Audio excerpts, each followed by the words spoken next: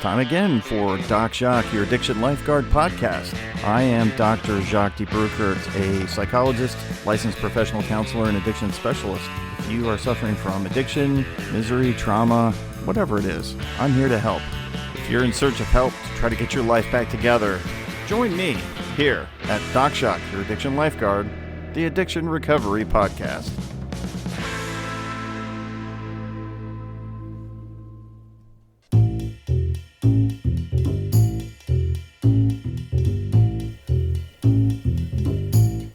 A client came in the other day and talked to me about an experiment. He said he wasn't done experimenting. That's a term that we use in the rooms all the time when somebody actually goes back out because they're not done drinking or doing drugs, meaning they were in the rooms and then they went back out because they weren't finished trying to see if they could handle using their drug of choice, or maybe they really weren't an addict.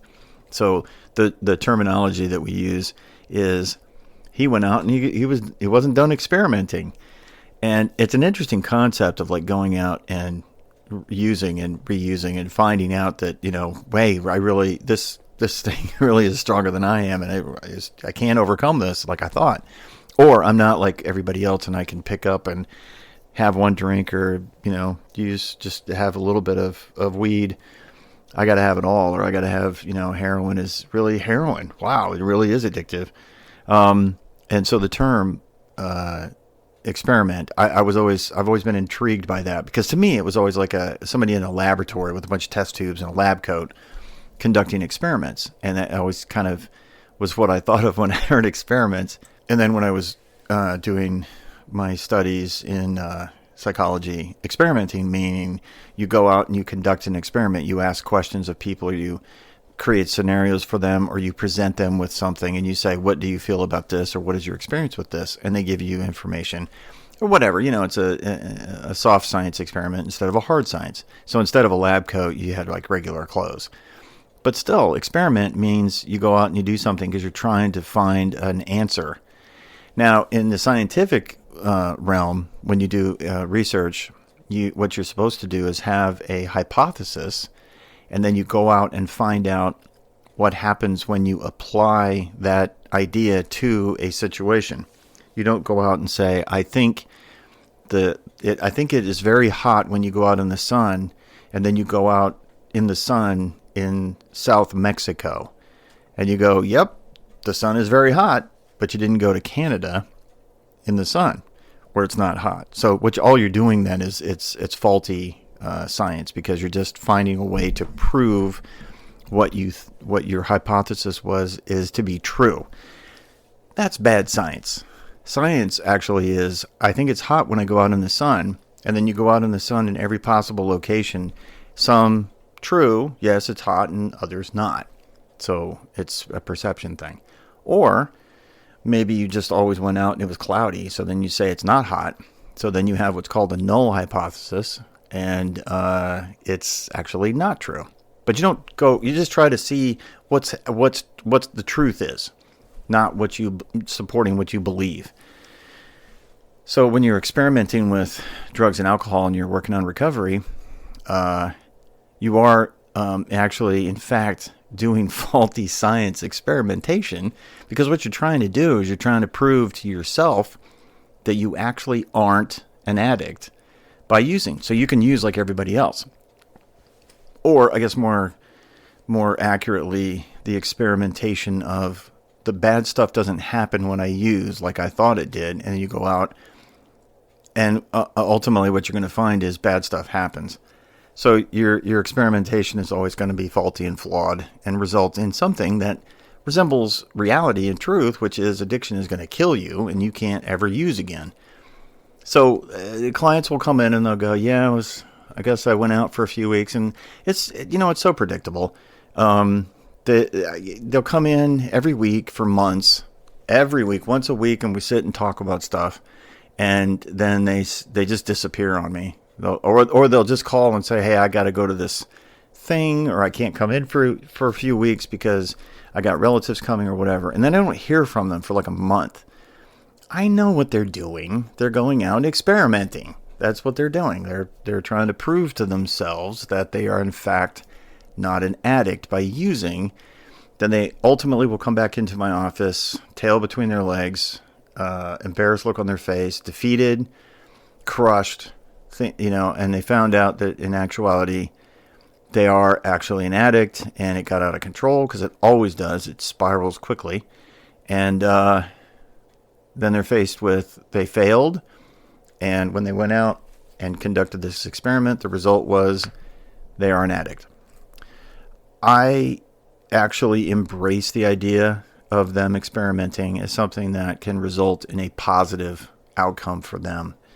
And by that, I mean, I know it's inevitable that they're going to, and it's okay because it's part of the recovery process. And so I know that their experimentation is a necessary part of recovery. So I'm never really surprised. And as a clinician, I'm kind of shocked when I hear my colleagues go, I can't believe they did that. I'm like, well, I can believe they did that. It's pretty common. So going out and experimenting is part of it. But what is an experiment? Okay, so how do you differentiate an experiment from a relapse to an accident? And what does those three terms mean, and how are they related? Okay, so an experiment really is you thinking something specific about your usage. Like, I can handle this. I'm not an addict. Like, I can be like everybody else. I can control this now. And that usually happens probably after the first year, because they've had enough time where they believe that is the case, where they can go back to moderation. And in some ways, that would be an attempt at harm reduction, which, of course, that's a fallacy. That, to me, there's no such thing as harm reduction. It's just delaying the onset of late stage of addiction. So that's the second one. So the first part of that is the accident. And that's when it wasn't premeditated. It was just like something happened. Somebody came over. They brought some Jack Daniels, or maybe somebody said, hey, you want to take a bump on this line? Let's go. Something. It was spontaneous. It was pretty quick. It wasn't premeditated. It's usually caused or triggered by some pretty bad stuff that happened that made you feel really bad, and this is your coping mechanism. So, and you did it, and it was one time or two times, and that was it. And so that I term that an accident. That's not a relapse. I know those of you in the AA and NA rooms, you would say, no, that's a relapse. Any usage is a relapse. You got to start with a 24-hour chip or 24-hour fob. And so, okay, great. All right, that's fine. But for me, that's an accident, and it doesn't count as a relapse because it was short-term, not premeditated, caught you off guard, and maybe you even reached out to somebody when you were doing it, and that does happen. I will get calls from people that are in the middle of usage during an accident or shortly after they've done it. By shortly, I mean like minutes or an hour. Sometimes the second time it happens, months later, they might call me during or before they use. So those are necessary, I believe, probably for recovery, because you just, it's like my coping mechanisms, I didn't reach out to the person that I needed to. That was my coping mechanism. I didn't engage in the coping mechanisms. I just got caught off guard. So that is an accident. Number two is an experiment. That's where you premeditatively went out and used, thinking that you could handle this. Then the third one is a full-blown relapse, and that's where you just, you don't care. You just dipped into that bucket, and you just were like, it's on. And you might relapse for weeks, months, and it's pretty severe. So did you relapse? Yeah, you did. Yeah, because you were using for the last month or two. Did you have an accident? Yeah, I used once. I got a call, I got fired, and I just lost it, and I went out and I drank. And okay, how many times did you do it? Once. Okay, how long did you do it? It was just like Tuesday night. Okay. And the other one being an experiment. I thought I could handle this. For me, with my clients, it's usually related to something If you're old enough to be actually working, then it's a business trip. That's the most common one. So if somebody is going on a business trip, Cabo, San Francisco, Las Vegas. Las Vegas is a guaranteed accident for sure, experiment. Rather, it's a guarantee you're going to experiment. I hate when my clients go to Las Vegas. It always results in the same outcome. They end up experimenting. Then Miami, some convention, conference, something or another. The other one where there's an experiment is if you get stuck in a social situation that's not work related. Let's say you're a student, a college student or something. Maybe you don't work or don't, but you're out with friends and it's a party, it's a wedding, it's something, and you're seeing everybody else do it and you're just bummed out because you can't. So you're like, well, I'll bet I can do this. That's the premeditated part of it. Like, maybe you had time to think about it, especially with weddings, because weddings equal drinking, and at least in this country, there's a lot of drinking around weddings. So maybe that was when it happened. So those experiments are the ones that are something different than you just using in a relapse. That's why I want to make sure I'm emphasizing the fact that the relapse is a relapse. An experiment is not a relapse. An experiment is a teaching moment. That is the time when you can learn, hey, this addiction is more powerful than I am. And it really is. And so it's like the attempt or the understanding of the experience of the usage. And that experientially, we learn so much from experience. It doesn't really matter what it is. I'll pick something simple. Welding. You want to learn how to weld? You got to go get a welder or take a welding class. You got to get that thing in your hand and try to make those two pieces of metal join together by melting metal between them. That is experience. You can't do it by just reading about it or talking about it or watching YouTube videos about it. That's how you kind of see how it's done, but until you actually get hands-on, you're not doing it. So for me, an experiment is just that. It's hands-on experience with the craziness that addiction has. And like I said, experiments usually begin to happen after the first year because you are so far into your recovery that at that point you think you're safe. It's a false sense of security that drives you to experiment. The idea that you are like everybody else. You're not like those other people that can't do it. You're like all these people you're around who can. And so that drives you into the experimentation and trying to understand, can you actually get away with using this without any severe consequences? So when you're experimenting, you're learning through experience because that's what's necessary in order to do that. And so finding ways to experiment is not my suggestion. Going out and purposely experimenting is not what I'm suggesting either.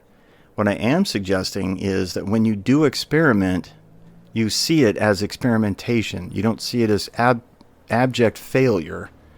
And relapse is more of what abject failure is about. It's the idea that you are an addict and you have failed. The only failure in addiction and recovery is not getting back up and attempting to do it again. I was watching a TV show, the remake of Magnum P.I., and there was a scene in there where Magnum is talking to Higgins, and in the new version of it, Higgins is a female. Magnum is talking to her, and they're having an argument about a saying, fall down 7 or 8 times, get up 8 times.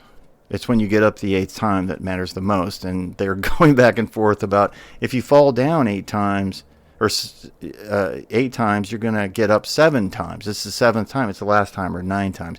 So they're going back and forth about, like, well, how many times do you get up if you fall down? It's beside the point. It's not how many times you fall down. It really is about how many times you get back up. And so experimentation is not about falling down. It's about the idea of what happens when I use. What is my mindset?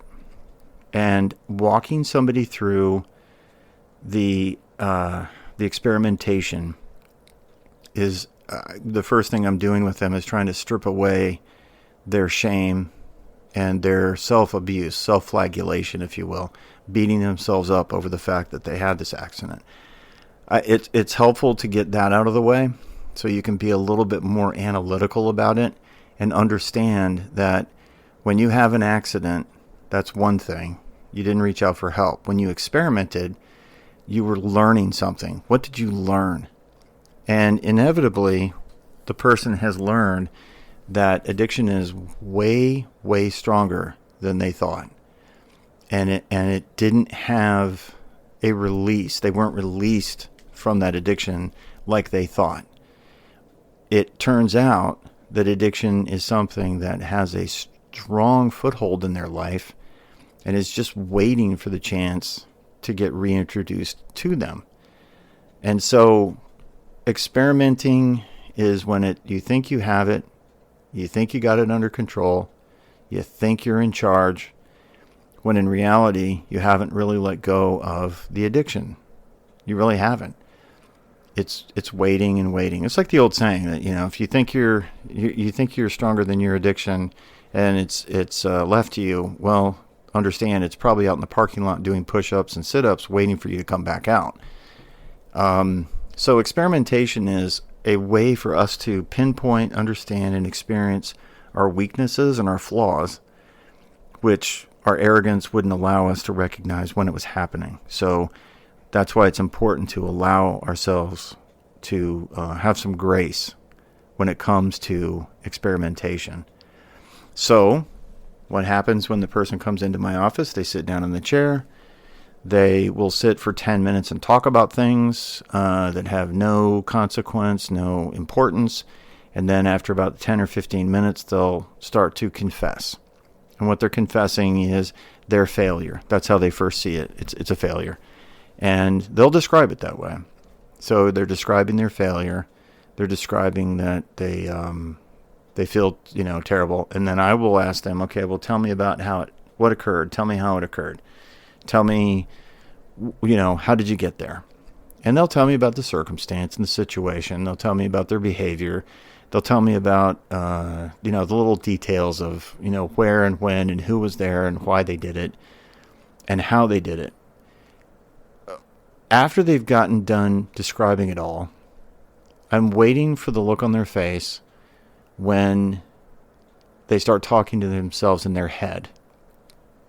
After they've gone through the full description, there's generally a pause, and I don't say anything, but there's a pause, and I can see them being just absolutely disgusted with themselves and in disbelief that they did this.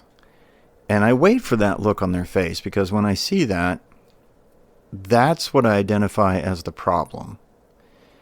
It's funny. It's almost like when they wait to confess this to me in my office, but then when I don't react to it in a negative way, it's kind of confusing. I'm accepting of their story. I'm not judging. I'm not opinionated. I don't tell them that they failed or whatever. And sometimes I even try to correct them in their language to move them away from the relapse word. And I'll say, well, if they haven't already identified it as an experiment, I'll tell them that's what it was. And I go through the description of what an experiment is and its purpose and that kind of thing. And then I pause again, and they pause, and I can see them doing it again. I can see the look of they're shaking their heads, they're looking off in the distance, and I can hear, without hearing it, the words that they're saying in their head to themselves about how disgusted they are and upset they are that they went through this relapse. And again, that's the problem. They can't accept their own flaws, like loving yourself, being compassionate and understanding of yourself. And it's a shame, because the reality is that, as I tell them, everybody does this. And they kind of look at me, and there's usually a look of disbelief. But I say, everybody does this. Everybody experiments. Everybody thinks that they have it when they don't. And I'm not kidding. I'm not saying that to make them feel better. Everybody does this. And it's through this experimentation that you understand where the remaining flaws and weaknesses are that you have. And then we start going through what they learned. Because that's what an experiment is, right? Experience teaches you. And so what did you learn from this? And many times they'll go down the path of the self-deprecating, self-loathing statements, and I cut that off pretty quick. And I say, no, you didn't learn that you're a piece of garbage. Come on, what did you really learn? And it goes towards, well, this addiction really is way more powerful than I thought. And I can't believe how much I slipped or fell so quickly. And as I've told many of my clients, there are two ways that this occurs. You either come out of the gate and you're like the Tasmanian devil, and you're just, if it's alcohol, you're just guzzling down as much as you can, as quickly as you can.